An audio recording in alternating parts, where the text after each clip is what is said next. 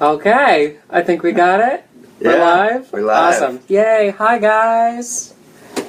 So this is actually our first attempt at doing a live post.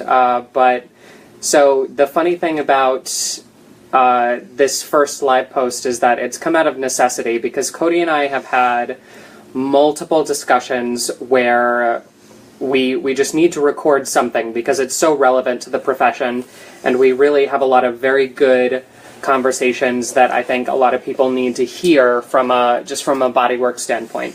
So what we were actually just talking about was job security and kind of the nature of some of our peers, without naming names. But so what were you saying in terms of like the nature of kind of being a leaf in the wind and kind of what that requires? Well, I think massage therapy attracts a certain kind of people, and a lot of creative people come into the profession, and we want freedom of movement, we want freedom to go different places. But you were saying that's why structure and a regular routine is a good balance for people that like to drift in the wind, because it kind of grounds us and brings us down to earth. So right. And that's like a lot of LMTs are knocking the Massage Envy franchise model right now because that's, the corporate version of what massage has become, and they're not really realizing that structure and that ability to kind of surrender and forfeit yourself to a greater business model to keep you safe is actually, it helps us to temper that creativity in such a way that it keeps us in the field, because otherwise we're flitting and flying from one place to another, sleeping where we work, and really making mistakes from a business standpoint instead of staying in one location and being rooted. Yeah, that's a great point. And you mentioned Massage Envy. Our mutual teacher, Miss Karen Harrison, who's a wonderful teacher at Irwin Technical. Hi, Karen. Hey, Karen. Goodness. Jeremiah. Speak of the devil. We're live. Come join our live cast. A mutual friend. Seriously, he it's knows right there. about structure. Hello, gentlemen. Pull up a chair. If you're watching these two guys, you're watching the right people. It's a lie. He's a plant. We paid him. We're actually how fortuitous to walk into. I know, right? Two wonderful people. Totally not a coincidence. So welcome to the show. Apparently. Hi, everybody. What are we doing? We were just talking about the wonderful things of life. We were having an actual in-depth discussion about some of our peers in the massage industry and how they're kind of flitting and flying from one place to another, and they're really ungrounded. And we're talking about kind of balancing like day job with profession, with the structure of the franchises, and how that all keeps us grounded from a professional standpoint. But it's hard to get away from that inside of the American society, because specifically, we are the I need it faster, better now, yesterday.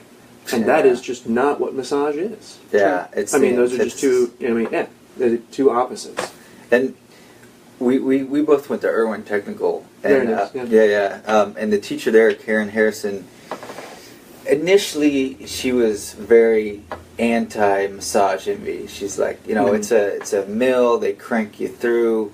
But then she grew to respect it because it gives new therapists a steady stream of people to lay their hands on in a regular schedule. Absolutely, yeah.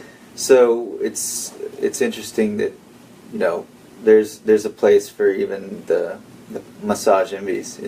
Well, and also I've met numerous people out in the public that, they may not come to a private massage therapist because just for whatever connotation, but then if it's a more of a corporation kind of thing, I've met people that I would never assume that they would get a massage regularly. They feel safer going to a place like that. Right. Yeah. And I think with almost anything, it's kind of, it's not so much the location, it's the therapist. Sure. Agreed. Oh, wow. So I'm much newer than both Jeremiah and Sam, so it's really interesting for me to hear this wisdom. And for you, have you been involved a lot in chiropractors' offices? 5.5 years. Okay, awesome. Is that your total time as an LMT? Yes. Okay. And how would you describe your experience in the chiropractor's offices? And that's definitely much more geared towards the clinical massage. I mean, obviously, I've had clients on the side, and for relaxation, working on whatever else. But for the chiropractor, it's definitely much more of the clinical side of it, trying to get specific healing on a specific area. Yeah. Whether it be shoulder, neck, knee, back, wherever it is. Mm-hmm. I think that's, and the Reflexology Institute is like that as well. As Sam has been really excellent at guiding me in terms of treating very specific issues, and not just doing the blanket relaxation, which is great. There's absolutely nothing wrong with that. Yeah. And especially me, I'm big into meditation, and I'm getting certified in April for advanced yoga practices. Very nice. Yeah. Congratulations. Thank you. But one of the goals is quite simply to cultivate bliss, Absolutely. peace, serenity, relaxation, and that's why I'm still a fan of relaxation and just the effleurage kind of style. But with reflexology, the precision and the ability to assess people, that's something really on another level. So. Well, actually, so our mutual yoga teacher, Miss Jennifer Levy, shout-outs to Jen over at Pose by Pose Yoga.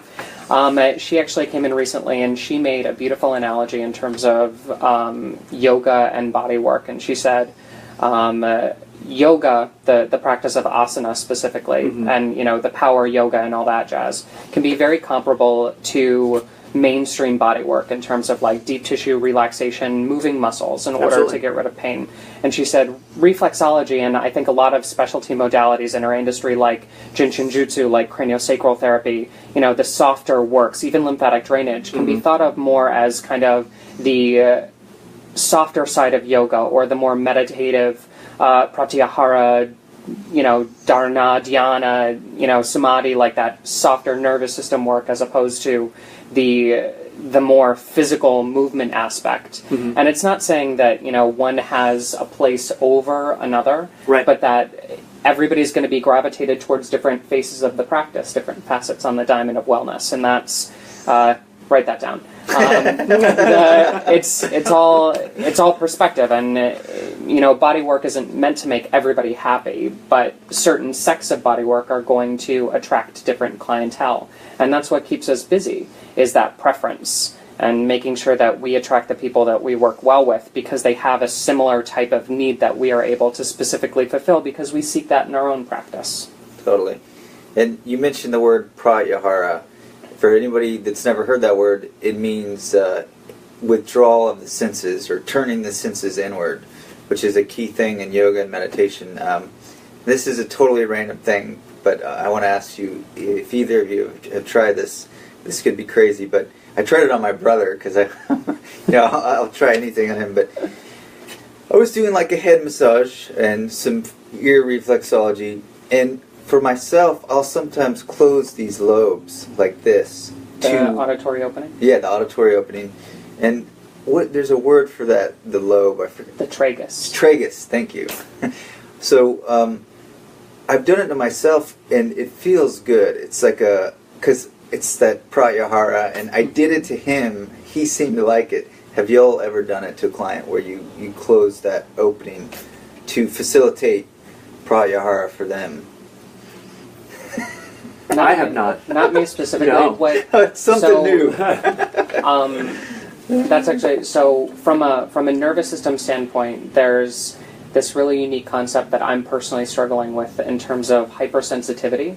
Okay. So my nervous system is very attached to the subtle and can get very overwhelmed by things like loud noises, sudden shifts in movement, and I get very jumpy when my senses are overloaded in that way. And it happens very quickly. But in a treatment room where nothing's happening and I'm able to sink into kind of the subtler energetic realm of kind of what the person's body is experiencing, I excel. But like in everyday life, sometimes I actually find myself needing to like pull out a pair of earplugs, or shut that down, or even I'll physically close my eyes or blindfold my eyes in order to kind of restrict the sensory information that's incoming in order to facilitate that kind of calmness. And I think a lot of people, underestimate that in terms of body work. It's like, the eye pillow over the eyes, or especially like in a yoga setting, the shavasana at the end, the stillness. Like all of that is part of that withdrawal, that kind of coming inward, that turning inward. And some people are very uncomfortable with that. Absolutely. But it can be a very valid therapeutic tool, I think. Yeah, that's awesome. Jeremiah is a longtime avid meditator, so, what's your experience with incorporating the meditative mindset in your massage and therapy? In that same sense of, you're going to have a dualistic nature as a therapist, I think, is because you have to have that same drawing inside of yourself if you're willing to work on someone, because you have to be all right with you. You have to be centered and focused, but you can't just be centered and focused on yourself, because it's not about you at this point. Yep. But if you don't start from that location, you're not going to reach that other person. So, very much in the sense of the meditation, it's with this sense of, you can have a thought, your breath, and yourself. And then you take out the breath and you have a thought in yourself. And then eventually where you're supposed to get with meditation is just yourself.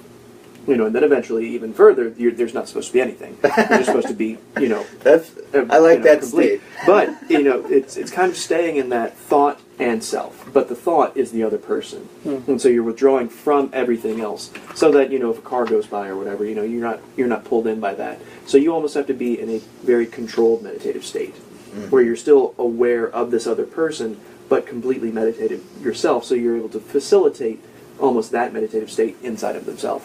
And see, that's where specialty body workers really come into play, because you're not going to get that at a Massage Envy. You're not going to get that level of practitioner that's okay with that level of the work, because that's scary for a lot of people.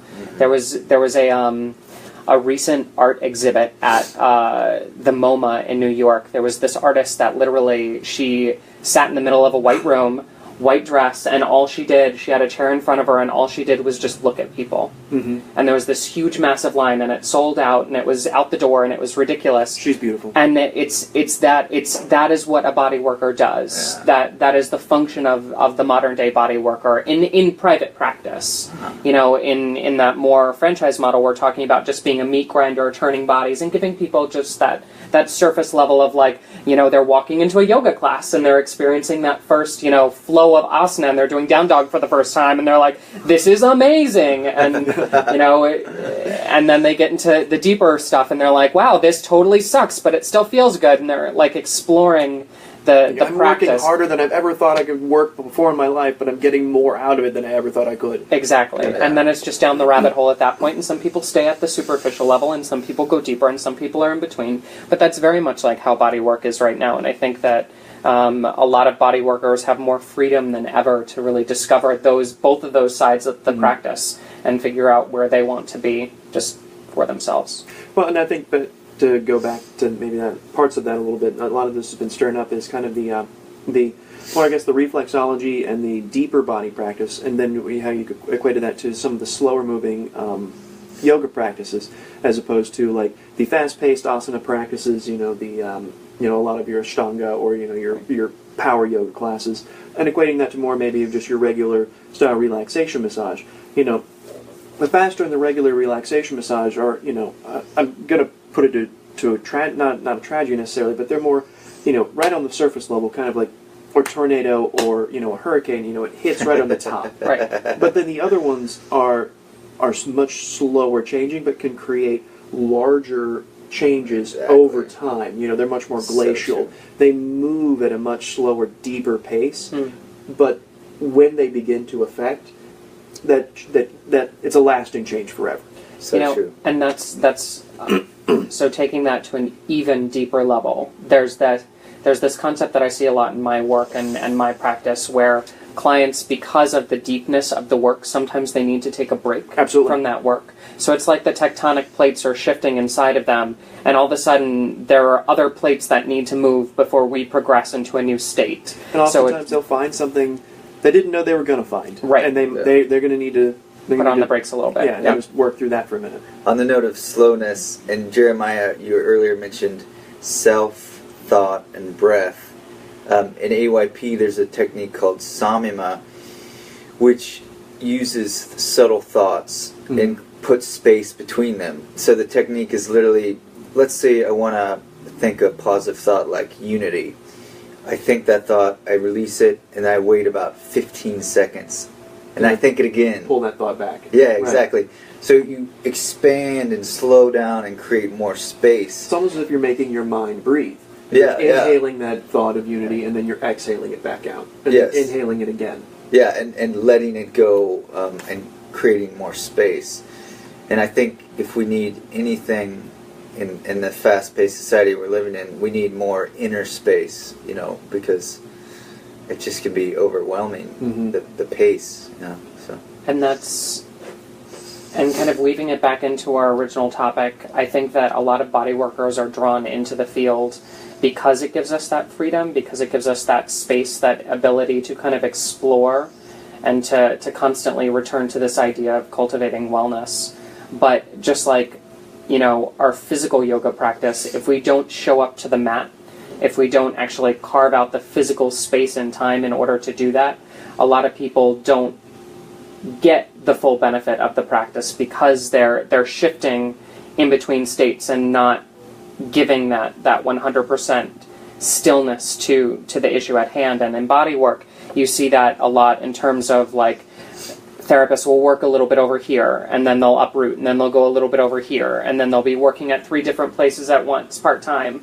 But if you're in the same place consistently showing up day after day, that's like a consistent yoga practice, and you get to build a business and you get to build results in a much different way because of the time and physical space that you've dedicated to being a part of your practice. When I was at the chiropractic office, we had 2 massage rooms.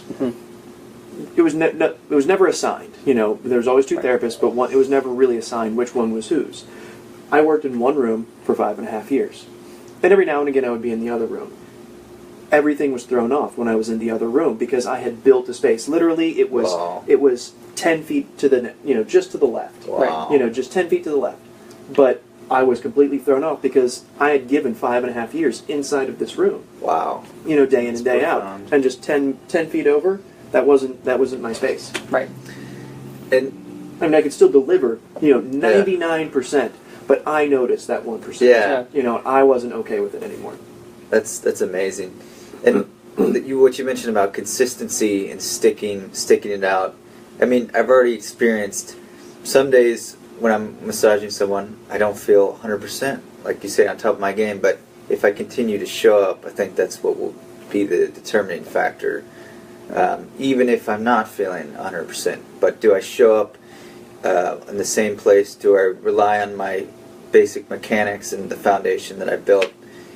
Yes, so that's what I want to stick with. Yeah, and with yoga and bodywork, everybody, you know, therapists specifically, it's like they want everything to be all unicorns and rainbows, and it's not. It's real life, man. It's not supposed to be. I mean, there are days when you're sick and you still have to massage people, and there are days where, you know, the clients that are coming in are not your favorite, and, you know, there are days when you get your room switched on you, or like here, being a business owner, like we own this space, and there are leaks, there are people, we just had the people move out upstairs, and a new company came in, and there was literally 3 days where I didn't know if there would be a jackhammer in the middle of my appointment. Ooh. Right. Like, there are just some things that you cannot physically control, and but what matters is that you show up, and you really give the best that you can at that moment, and that's what I think defines an accurate bodywork practice, regardless of what facet you take.